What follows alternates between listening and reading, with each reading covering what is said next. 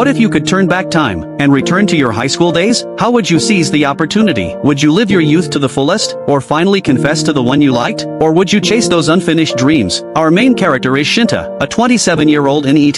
He took the college entrance exam twice before getting into a master's program. Though he landed a job before graduation, he quit after just 3 months because he couldn't stand watching his colleagues face workplace bullying. In Japan, companies care deeply about your employment history. Quitting so quickly basically ruined his career. To make things worse, his parents cut off his allowance. Shinta felt like his life had hit a dead end. That's when a mysterious man appeared, accurately describing all of Shinta's struggles. The man introduced himself as Yoke, a researcher at an institute. He invited Shinta to join a 1-year experiment. All living expenses would be covered, and they'd help him find a job when it was over. Shinta was tempted. Then Yoke pulled out a special pill. Swallow it, and you'll become young again. The next morning, Shinta saw a familiar yet strange face in the mirror. He was told he had to return to high school as a student. Even though the institute covered all costs, Shinta felt awkward and adult pretending to be a teenager. Yoke saw his hesitation and told him, "You can treat this year as a chance to change your life, or you can stay the same and remain stuck." Those words convinced Shinta to give it a shot. Shinta entered his new senior year classroom. Though he looked young, inside he was still a 27-year-old man. The embarrassment was overwhelming. He tried to quietly take a seat in the back row, but a girl named Chizuru approached him, saying that was her spot. Flustered, Shinta found his own seat. To his surprise, Yoke had also transferred into the class. During self-introductions, Shinta learned Yoke had once been a student at this school too. Before Shinta could process it all, Chizuru introduced herself. She was the top-ranked student in the school. Seeing all these bright high schoolers sent Shinta's anxiety through the roof. What he didn't expect was a test on the very first day. As a former master's student, he thought it'd be easy, but he'd forgotten even what to bring in his backpack. When the teacher checked his bag, she found a pack of cigarettes, strictly forbidden. Seeing his classmates' shocked faces, Shinta finally remembered he was a high school student now. The teacher sent him to the office after school. After the exam, Shinta started doubting what he even knew.